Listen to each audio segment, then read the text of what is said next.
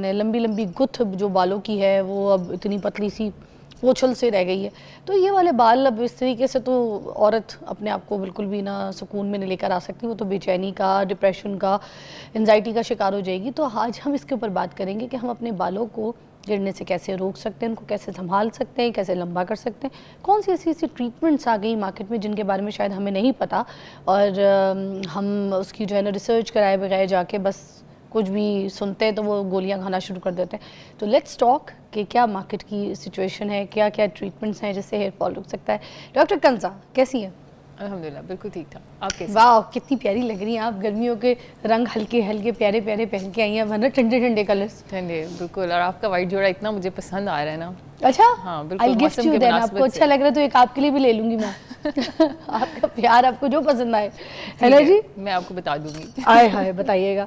अच्छा बताइए फिर हम बालों को कैसे रोकें गिरना, ये बहुत परेशानी है आजकल, मुझे तो खुद हेयर फॉल शुरू हुआ है। जी बिल्कुल, देखिए फिजा, सबसे पहले तो हमें रूट कॉज देखनी चाहिए। हर बालों का गिरना एक जैसा नहीं है, डिफरेंट तरह का बालों का गिरना होता है। तो सबसे पहले तो आप ज़रूर अपने मौलिद से मशवरा करें कि मसला क्या है। बहुत सारे डायग्नोसिस होते हैं, हम कुछ टीलोजेन फ्लूवियम है, कुछ एंडोजेनेटिक एलोपेशिया है, कुछ वैसे मर्दाना गंजपन शुरू हो जाता है। तो बहुत सारी किस्में होती हैं बालों के गिरने की। तो इसलिए एक दफ़ा डॉक्टर से मशवरा ज़रूर कर लें कि आपका पैटर्न हेयर लॉस की तरफ आप जा रहे हैं कि वैसे ही ऑल ओवर द स्कैल्प जो है वो बाल गिर रहे हैं। तो अब ये दुनिया तो बायोटिन पे लग गई है ना? जी जी। Is that really worth it? क्या सबको खानी चाहिए? सबको नहीं ना। अब देखिए, अब कुछ लोगों को 100 डिफरेंट कॉजेज़ हैं हेयर फॉल की, उसमें से एक कॉज जो है वो बायोटिन की डेफिशिएंसी है। अब सारी दुनिया को बायोटिन की डेफिशिएंसी नहीं हो सकती ना। तो अगर आपको बायोटिन की डेफिशिएंसी ही नहीं है और आप बायोटिन खाते जा रहे हैं तो हाइपर विटामिनोसिस हो जाएगा आपको, लेकिन बाल नहीं उगेंगे आपको। अच्छा, और ये जो मल्टी वाइटामिन्स मिलती हैं ये भी हर औरत के पास होती है, किसी न किसी अच्छी ब्रांड की कंपनी की जो है ना। कोई बाहर जाएगा तो बाहरों ले आएगा, कोई यहाँ जाएगा तो अच्छी फार्मेसी से बोलेगा कोई महंगी अच्छी दवाई बता दो जिसमें मल्टी वाइटामिन्स, खास तौर पे नेल, हेयर, स्किन। अब ये तीन बायोटिन से हटके उसके अंदर भी बायोटिन होती है, तो ये सबके पास होती है कि नेल, हेयर, स्किन की हमें जो है ना मल्टी वाइटामिन खानी है। क्या वो भी फ़ायदा देती है? अगेन वही बात कि अगर तो आपको डेफिशिएंसीज़ हैं, अगर आपको विटामिन बी की डेफिशिएंसी है या विटामिन डी की डेफिशिएंसी है, तो अगर आप खाएंगे तो आपके डेफिनेटली बाल उगेंगे। आयरन की डेफिशिएंसी से बाल बहुत उतरते हैं, तो मल्टीविटामिन्स में आयरन भी होता है। लेकिन अगर आपको ये डेफिशिएंसीज़ नहीं है, आपकी रूट कॉज कुछ और है, आपको पैटर्न हेयर लॉस हो रहा है, आपको एंडोजेनेटिक एलोपेशिया स्टार्ट हो गया है या मर्दाना गंजपन शुरू हो गया, तो मल्टीविटामिन्स जितने मर्जी लेते रहें, उससे कोई फ़र्क नहीं पड़ेगा।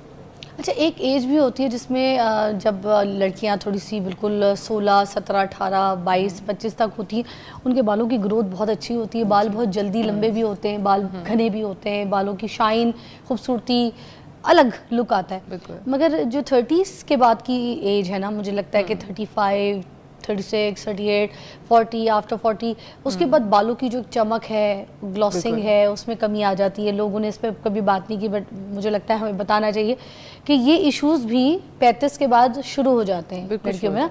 और हेयर फॉल तो मस्ट है ही, क्योंकि वो जाहिर सी बात है वो भी उन्हीं चीज़ों का हिस्सा है के साथ शुरू हो जाते हैं।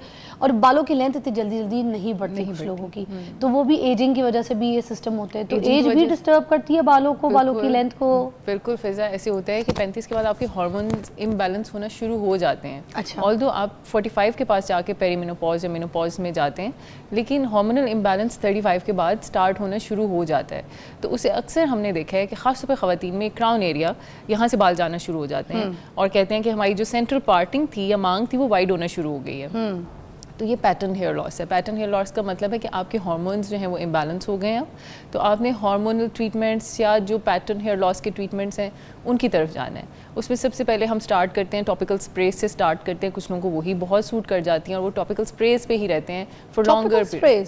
टॉपिकल स्प्रेज के स्प्रेज होती हैं, 2 पफ आपने हाथ में लेने हैं और रूट्स के अंदर मसाज कर लेना है। उसमें हमें पता है मिनॉक्सिडिल स्प्रे है और भी बहुत सारी स्प्रेज आई हुई हैं जिसमें बाइकेपिल, रेडेंसिल, जेलिशाइन, बहुत सारे नए नए इंग्रेडिएंट्स आए हैं, रोजमेरी एक्सट्रैक्ट। तो ये सब जो है वो बालों के ऊपर बहुत अच्छा काम करते हैं और ये रिसर्च बेस्ड इंग्रेडिएंट्स हैं जो कि अगर आप लगाते रहेंगे तो 2 से 3 महीने लगेंगे, लेकिन सबसे पहले बालों का हेयर फॉल रुकता है और उसके बाद बालों की ग्रोथ शुरू होती है, क्योंकि ग्रोथ साइकिल जो है बालों का वो तकरीबन 6 महीने से 1 साल लेता है। तो इसलिए हम कहते हैं कि ऐसे कोई भी ट्रीटमेंट शुरू करने से पहले आपने ये सोच लेना कि ये ऑनगोइंग प्रोसेस है और इसको आपने मुसलसल रखना है, और ये नहीं कि 1 हफ्ता लगाया, 2 हफ्ता लगाया और कहा कि कोई फ़र्क नहीं पड़ा और रोक दिया ट्रीटमेंट।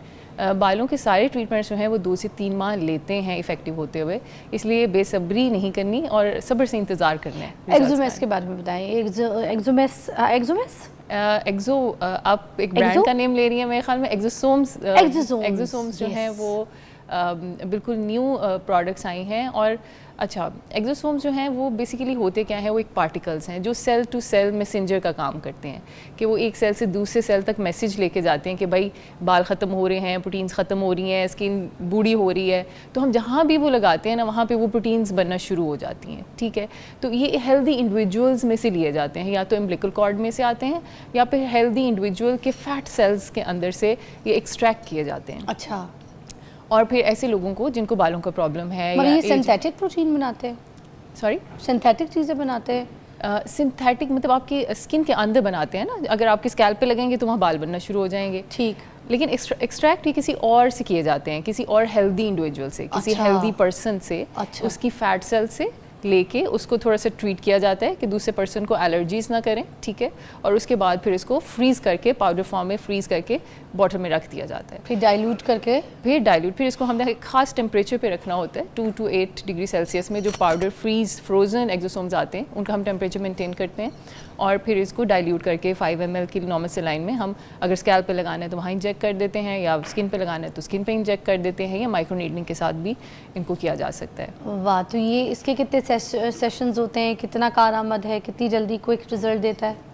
जी फिजा, जिनको तो सूट कर जाता है, देखिए एक ट्रीटमेंट है तो हर एक को इक्वली इफेक्टिव नहीं होगा, तो हमने ये देखा कि 70 to 90% लोगों में काफ़ी इफेक्टिव होता है। एक्सोसोम्स इफेक्टिव कब होते हैं, हमें पता चल जाता है कि 1 से 2 हफ्ते में आपके हेयर फॉल रुक जाता है। 1 से 2 हफ्ते में हेयर फॉल, या पहले महीने में ही हेयर फॉल रुक जाता है, और 3 to 6 मंथ्स में नए बाल आना शुरू हो जाते हैं। लेकिन ये 70 to 90% लोगों के साथ होता है। कुछ बेचारे 30 से 10% लोग ऐसे होते हैं जिन पे एक्सोसोम्स भी इफ़ेक्ट नहीं करते, तो उन्हें फिर ट्रांसप्लांट या दूसरी खाने वाली मेडिकेशंस की तरफ जाना पड़ता है।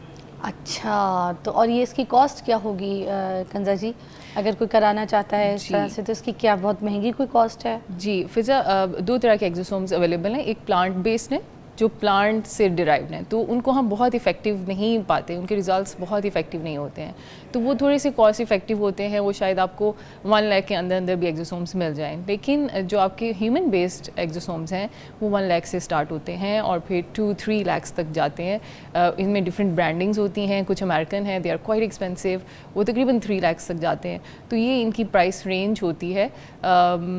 लेकिन एक्सपेंसिव प्रोसीजर है, जो अफोर्ड कर सकते हैं वो लगवा सकते हैं, और इसकी गारंटी भी नहीं होती कि हर एक को गारंटी नहीं है रिजल्ट आएगा। हाँ, गारंटी नहीं है रिजल्ट, ये एक ट्रीटमेंट है, एक मेडिसिन है आप दे रहे हैं। हर एक को मेडिसिन इक्वली इफेक्ट नहीं करती, कुछ लोगों को रिजल्ट आएगा, कुछ लोगों को रिजल्ट नहीं आएगा, तो गारंटी। और अगर वैसे रिजल्ट के लिए आप लोग इसको सेशंस भी करते हैं कि मतलब 1 या 2 या 3 कोई और भी रिकमेंडेशन है? बस रिकमेंडेशंस तो ये कहती हैं, एक्सोसोम्स बनाने वाले तो ये कहते हैं कि कुछ लोग कहते हैं कि एवरी 10th डे करें, कुछ लोग कहते हैं एवरी 21st डे करें, लेकिन चूँकि एक बहुत महंगा प्रोसीजर है तो इसमें हमने अपने प्रोटोकॉल्स बनाए हुए हैं। तो मैंने तो जिन लोगों को लगाए हैं, मुझे 8 months हो गए हैं, उनका एक बाल भी नहीं झड़ा, तो अब मैंने तो ये प्रोटोकॉल बनाया है कि जब तक इनका हेयर फॉल दोबारा स्टार्ट नहीं होगा मैं सेकंड सेशन नहीं करूँगी।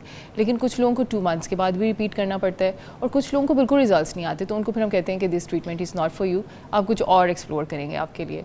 लेकिन जिनको इफेक्टिव हो जाते हैं फिजा, उनको पूरा साल रिपीट करने की ज़रूरत नहीं होती है एक्सोसोम्स। ये मेरी अपनी पर्सनल ऑब्जर्वेशन है। अच्छा कंजा जी, कुछ लोग कहते हैं कि जैसे कुछ जो तेल लगा के रखते हैं सर पे, जब स्कैल्प भी बहुत ज़्यादा ऑयली हो जाए तब भी हेयर फॉल शुरू हो जाता है, इज दैट ट्रू? स्कैल्प बहुत ऑयली होने से तो नहीं हो सकता, हाँ, लेकिन होने से अगर वहाँ पे देखें जो ऑयली स्कैल्प होती है ना, वहाँ पे कुछ ना कुछ डैंड्रफ या सोराइसिस या सीबम प्रोडक्शन की वजह से कुछ एनवायरनमेंट ऐसे क्रिएट हो जाते हैं, कोई ना कोई वहाँ पे एक्जिमा शुरू हो जाता है, तो उसकी वजह से आपकी रूट्स वीक हो सकती हैं।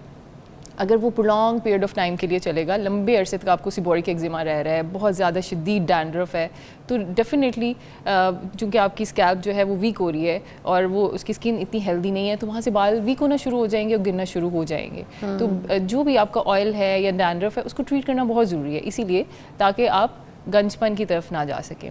ठीक है। दूसरी कि मर्दों में ख़ास तौर पे आपने देखा होगा स्कैल्प भी ऑयली होती है, स्किन भी ऑयली होती है और उनके मेल हार्मोन्स ही मर्दाना गंजपन कर रहे होते हैं। तो उसको डायरेक्टली मेरे ख्याल में इट इज़ नॉट रिलेटेबल कि उनकी ऑयल ज़्यादा होने की वजह से बाल गिरे हैं, उनके हार्मोन्स हैं जो उनके बाल गिरा रहे हैं। तो हम हार्मोन्स को तो कुछ नहीं कह सकते, लेकिन हम कुछ टॉपिकल मेडिसिन्स या कुछ ट्रांसप्लांट या डिफरेंट चीज़ों को करके हम बालों की लाइफ बढ़ा सकते हैं।